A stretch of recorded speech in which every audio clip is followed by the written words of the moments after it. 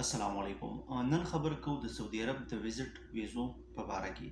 او د دې ویزو د سعودي عرب لپاره څونه قسمونه دي او که چېرته تاسو په دې ویزه باندې راتلل غواړئ نو دا ویزه به تاسو ته څنګه میلاویږي او دا به تاسو ته په څو باندې میلاویږي. دا د ټولو نه یو اهم کوېسچن دی،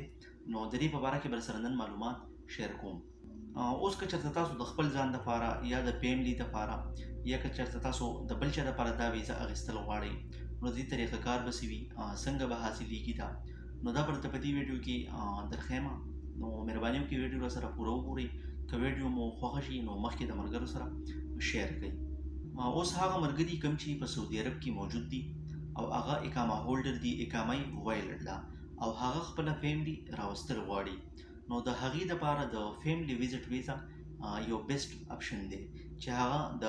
خپلې فیملي دپاره فیملي ویزټ ویزا واخلي او په هغې باندې راولي. خو په فیملي ویزټ ویزو کې بیا ډېرو ملګرو ته مشکلات راځي، ځکه چې ستاسو کمپني یا کپیل تاسو سره تعاون نه کوي او دا ویزه تاسو ته نه درکوي، نو بیا تاسو مطلب خپله فیملي په دې باندې نشئ راوستی. نو د دې دپاره یو اپشن شته دی چې دا ویزه تاسو د بهر نه هم اخیستی شئ، مطلب تاسو په خپله اقامه باندې دا ویزه د بل چا نه هم اخیستی شئ، خو په هغې باندې به خرچه لږه ډېره راځي. اوس ځو د دویم اپشن طرف ته، کوم ته چې پرسنل ویزټ ویزا ویلی کېږي یا ورته زیارې شخصیه هم ویلی کېږي. اوس دا د هغې ملګرو دپاره ده کوم چې سعودي عرب ته تلل غواړي او د هغې په سعودي عرب کې څوک نه وي، د پاکستان نه ډایرکټ ځي، نو د پرسنل ویزټ ویزا د هغې سره یو بیسټ اپشن دی. خو د بدقسمتۍ نه په پاکستان کې نن سبا د پرسنل ویزټ ویزو لګېدو کې لږ مشکلات راغلي دي، مطلب ام بي سي پرسنل ویزټ ویزا نه سټیم کوي فلحال، خو امید دی انشاءالله چې دا مسله به زر حل شي او بیا به تاسو د پاکستان نه په اسانۍ سره خپله پرسنل ویزټ ویزا سټیم کولی شئ او سعودي عرب ته به پرې راتلی شئ. په دریم نمبر باندې موږ سره راځي ای ویزا، خو بیا هم د بدقسمتۍ نه د پاکستان نه که تاسو دا ویزا اخیستل یا ایستل غواړئ نو دا نه وځي. نو د دې دپاره بیا اپشن دغه دی چې ستاسو که هر څوک وي په ګلف کنټریز کې، که ستاسو ورور وي، رشته دار وي، هر څوک وي او هغه په ګلف کنټري کې موجود وي، مطلب په قطر کې موجود وي، یو ای کې موجود وي یا سعودي عرب کې موجود وي، عمان کې موجود وي، نو هغه ستاسو لپاره ای ویزا ایستلی شي او بیا تاسو په دغه ای ویزا باندې د یو کال لپاره سعودي عرب ته انټري کولی شئ. اوس په نسبت د پرسنل ویزټ ویزا او د فیملی ویزټ ویزا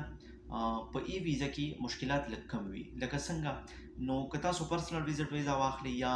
فیملی ویزټ ویزا واخلئ نو د سټمپینګ دپاره به تاسو امبیسۍ ته لیږئ، او که چېرته تاسو ته